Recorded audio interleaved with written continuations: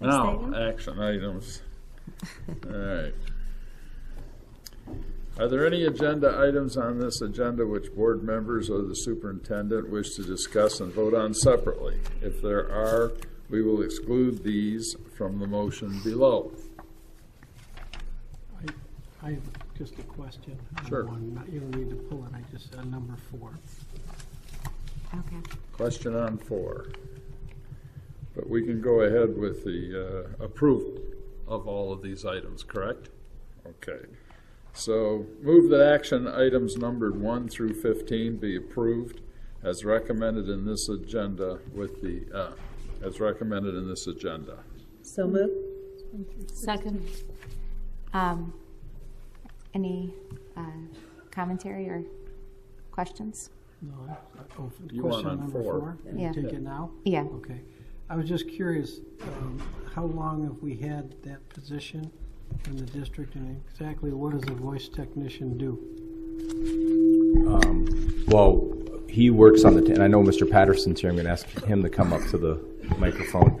But basically, I think running a lot of our phones within the district, and I see him coming up here, as we've worked on our system, and a lot of it is data, run through the data, so I'll let him speak directly to it. Good evening. Mr. Rohr does all of the servicing all the telephones, all the Cisco phones we have throughout the district, the Cisco phone message system, so every time we leave a voicemail, goes into to the Cisco and then gets forwarded to email. So it keeps all of those servers up and running, supports those, supports the creation of new phone number accounts, and keeping all that data aligned as well as people come and go. Hardware and software? Hardware and software. Yes, sir. And we've had that position for how long? For longer than I've been here. This is new. I don't ever remember Approving something like this before. Yeah. That's why Was I it always called that? I don't know. I would think so. Okay. It had long been a blanket order, and we pulled it from being a blanket order and just we're doing it one. Oh, for that month might and, be why. And then are bringing it back You've into been the with blanket order. Presidio for a long time, the same company? Yes, sir. The company has changed names, but the same company. I that's think what somebody bought the company. Because I didn't recognize the name. So, okay, Yes, sir. That's good. Thank you. Any other questions? Can we attach a unanimous affirmative? Yes. Yes. Yes. At this time, the secretary will read a summary of the action items that were just approved. Item 1, approval of warrants. Number 2, approval of award to Frontline Technologies for the MLP OASIS Teaching Proficiency System Software. Number 3, approval of USDA Food and Vegetable Grant. Number 4, approval of award of Presidio Holding for online voice technician services. Number 5, approval of award to Career Cruising for user licenses. Number 6, approval of the proposed lease with Wayne County. Number 7, approval of change orders. 8 through 11, approval of non-instructional and instructional personnel items for P through 12. Number 12, approval of financial statement. Number 13, approval of policies 4139, 3139, and 1139 as discussed at the October 10th, 2016 Board of Education meeting. Number 14, approval of the 2016-2017 superintendent goals. 15, approval of proposed agreement between the Dearborn Board of Education and the Dearborn Federation of School Employees dated October 21st, 2016 be approved. 16, approval of donations. I'm getting there.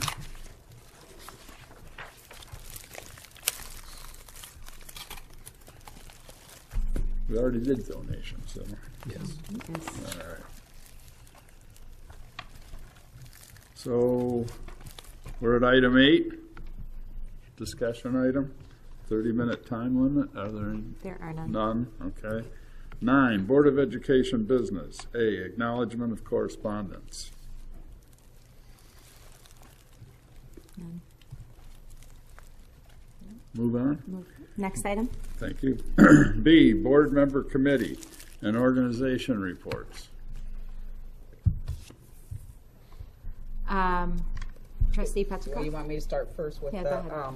okay, we had a finance committee meeting, one of which was about the audit, which we've already heard the presentation.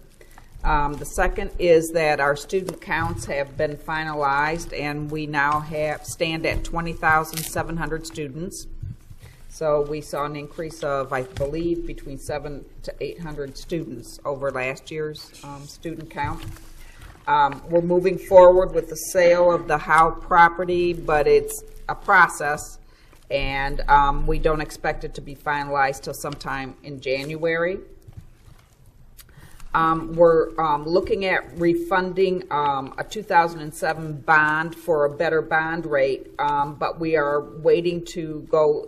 Henry Ford College also has a bond from 2008 that's up for refinancing as well, and we can save even more money if we join our refinancing efforts and go together to get the refinancing done, both the Henry Ford College bond and the 2007 bond. So we will be waiting till their bond is up as well, which will be shortly.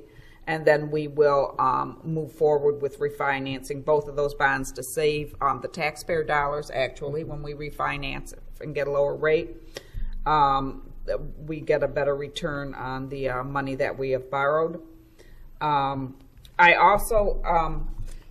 last month at our last finance meeting, but I didn't bring it up because I wanted to share with everybody the dollar figures that were attached with it. It was a little bit, and the meeting had been running long last month, about the C-Assist evening food service program that we met on. So I'm going to bring it up now because I asked Mr. Wall to send everybody a copy of the full report with all the numbers of how much this program would cost.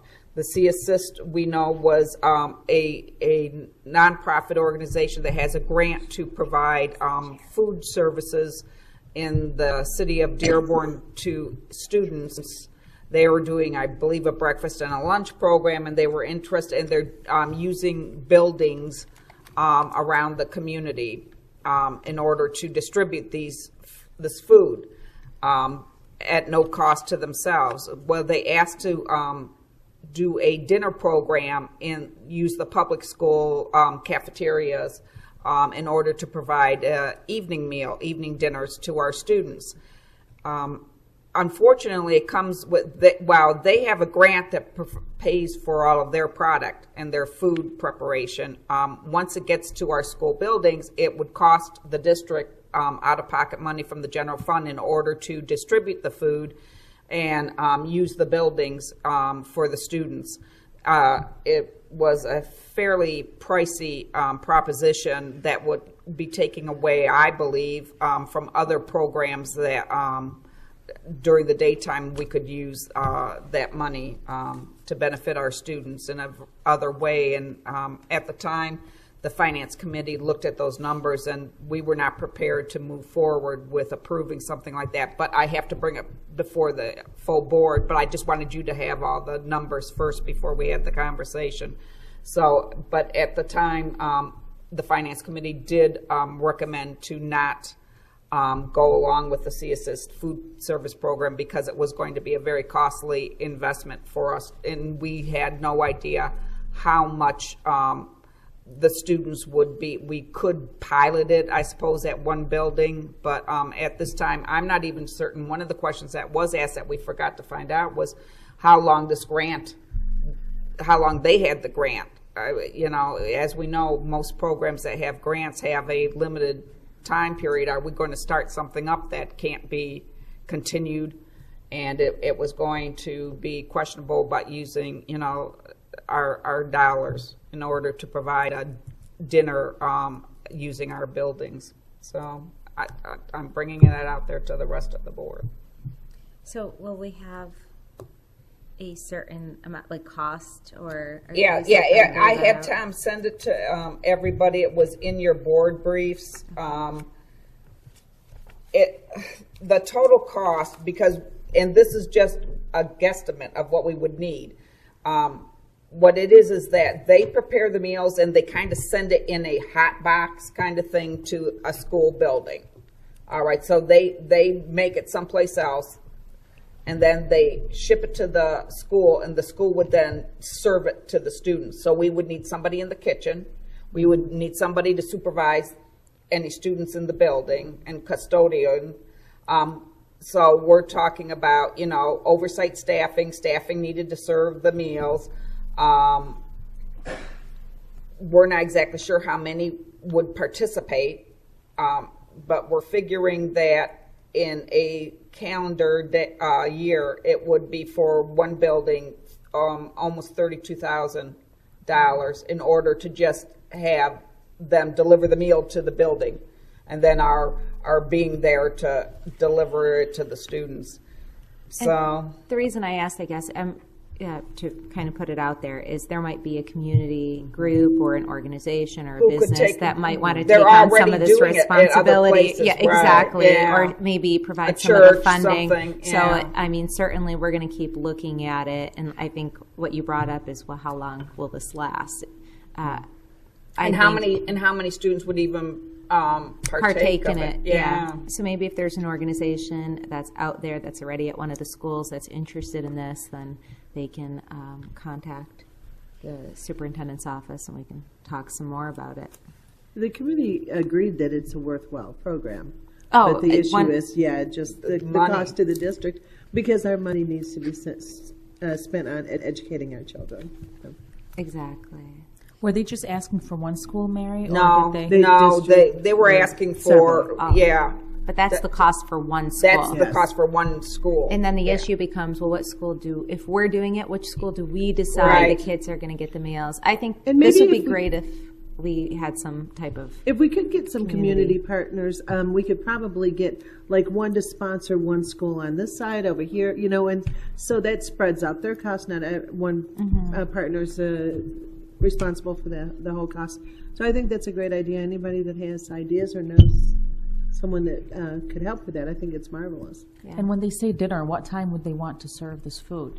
We don't. We well, didn't that- delve into there that. were there were some other problems with because of it being a school building about the nutritional guidelines and what was one of the other things. Tom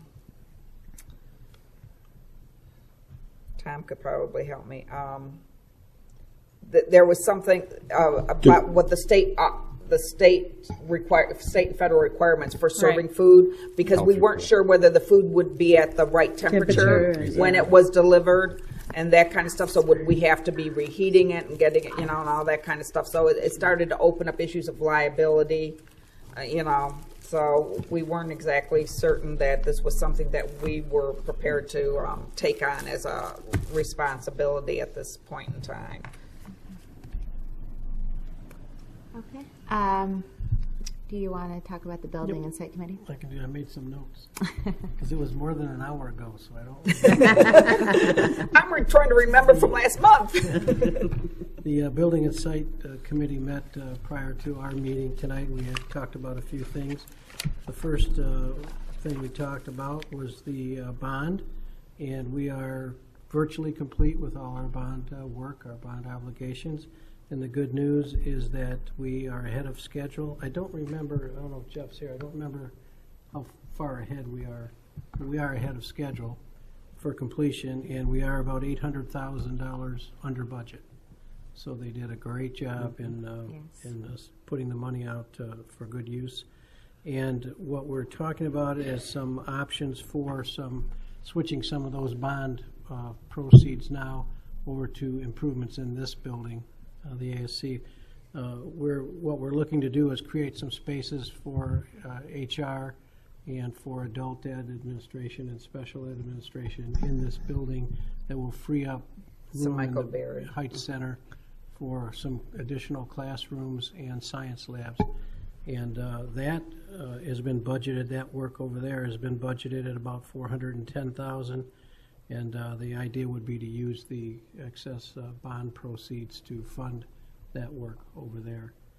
And then we did talk about the Berry Center, the work here.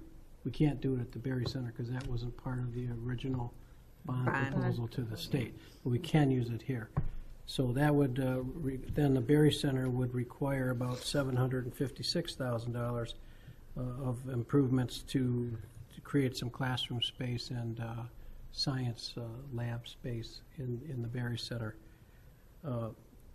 And that would have to come out of our own building and site funding. So, and I think, Tom, that's been budgeted in already, okay, as some summer work.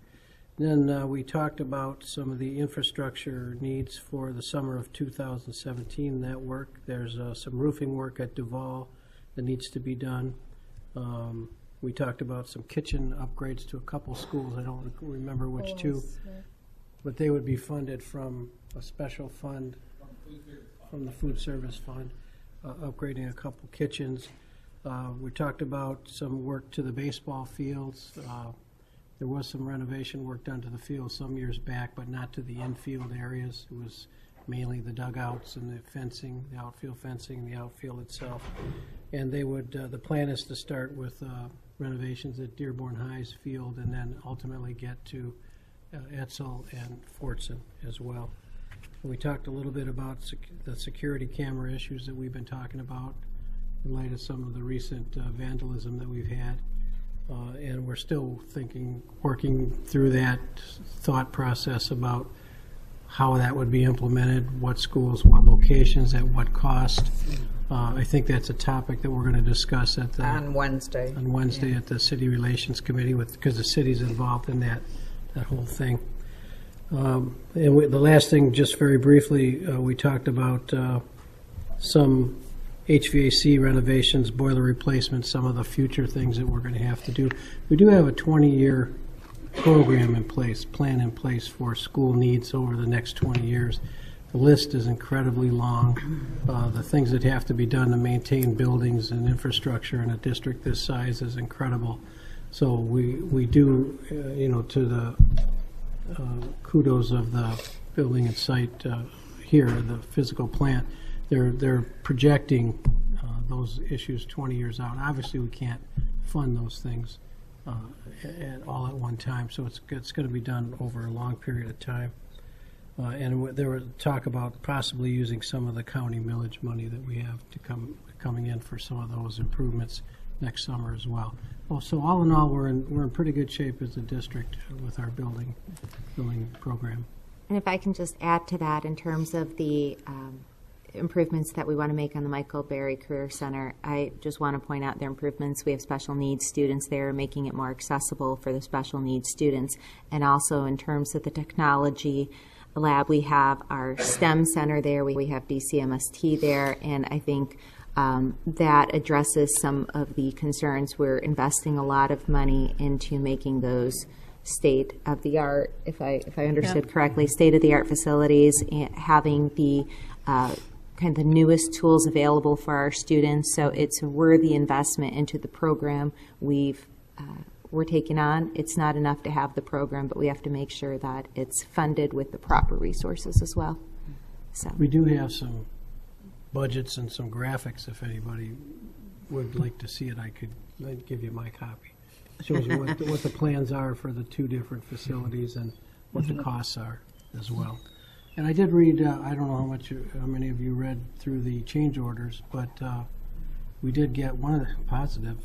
We had a fairly substantial change order refund on the, because I was talking with Jeff earlier, we were able to create some office space in this building temporarily that the construction managers utilized that saved a lot of the general condition cost that would be involved generally setting up that kind of office space. So that was a pleasant refund that we got on the change order side. Usually it's the other way around. Those are little items that come up that we have to pay for, but we did get a substantial refund on that end of it, which was good. It's all good. any other committee meetings or reports? All right, next item. Board member, superintendent commentary. Anyone? Trustee McDonald? I just want to say that the Dearborn Community Fund does a lot of things for our community as well as our students. They're involved in the Pockets of Perception, and they are having they don't have a lot of fundraisers, but they have a fundraiser coming up that's a family-friendly event, so I wanted to throw it out there. It's at the Glass Academy, and if you haven't had the chance to go to the Glass Academy, it's also another gym in our community that you might want to check out. The admission is $5 a piece, and it is on Tuesday, December 6th from 5 to 7. And again, it's a family-friendly event for fundraising for the Dearborn Community Fund. Trustee Mead? Okay, I'm going to go backwards. You know, I got frustrated about, kind of frustrated about the fact that I skipped the P12 audit report because I was so bowled over by the reports of A and B. This is under special reports. And the reason why I was so bowled over is because I think it was absolutely one of the most professional directions of this school district. I appreciate the fact that the superintendent and Dr. Patterson and Dr. Farage understand how important assessment is for student improvement, and that it's by building. Because I think a lot of districts just do the general standardized tests and just try to go from that information to try to enhance instruction. But this is a very comprehensive program that I think is going to make a terrific difference and is already making a terrific difference in the learning of each student here in the district. So I really did appreciate this approach. Notice we have Dr. Patterson, who's new. Dr. Farage, I don't know how long you've been here. I've been in the district for 21 years. All right, wonderful. All right. And then finally, the audit report by Mr. Thomas Wall, said we're in really good shape. I'm just excited. I'm excited about the direction of the district. And I had to say it, that's all. Thank you. Any I other want to add comments? one little thing to that. In so many areas, our district really sets the bar high, and we excel, and we just are the district that other districts follow. So again, it's amazing the work that goes on here day to day, and students are learning, and students and our teachers and our staffs are changing lives. When we get that fund balance up, it'll be perfect. Yeah. The last word. Continuous improvement. I do want to say, I'm sorry, Dr. Maleka? Okay. Oh, thank you. Appreciate it. I just wanted to mention with the ratification of the DFSE contract, we're very excited, and we congratulate the employees, and we thank them for positive negotiations and coming to an agreement that I think is beneficial to the district, to our employees. We had some employees that came forward last month, and we were able to get a deal passed on both sides, and so we value our employees, and we're very excited that we're able to have positive labor and union and or administration relations throughout the district. So again, thanks to the DFSE. And the other thing I just want to say is I appreciate some of the commentary, Dr. Mead, all of the trustee Vice President Bazzi, and I know that it was very technical, some of the things today, but it was needed, and so we do promise that since we kind of had this technical, maybe that is very important, that next month we have our students coming to sing, so we can change a little bit of the tone of the meeting, but it was definitely needed, and so we appreciate your understanding of the importance of these presentations. Thank you. Maybe we can get Miriam to sing with them. She's been here before. I came here and sang when Trustee Guido was a trustee. Oh, really? When I was in high school. Oh, wow. About that, Joe. I do want to make one comment, if that's okay. We had our election last week, and there was a certain tone in the election that I think we're all very aware of. And I want to say I sincerely appreciate the schools in our district, in this community, that we didn't allow that tone enter into our schools. Regardless of what your belief maybe politically or who you voted for or who you supported, it doesn't matter. What matters is that our kids feel safe and protected and welcomed and included in our schools. And I know that administration is taking that seriously. Principals are taking that seriously, especially since there are a lot of schools across the country where kids don't feel that way. And I think it's incumbent upon our community to make sure that that tone comes outside of our schools and is reflected in the entire community as well. And so I want to say I appreciate the district, and you're all coming out kind of ahead of this and being proactive and looking for that. I want to encourage anyone who feels or who has had anything said to them to report it. I know that this administration takes it really seriously, and so do all the schools and principals. But I do want to thank We you guys expect for all doing the that. staff to respect everybody in the neighborhoods and in the school community. Yeah. And if our mission is putting students first, then we have to continue to promote tolerance. We have to continue to promote love and understanding amongst each other. And I think that is so important, no matter what happens with the political climate.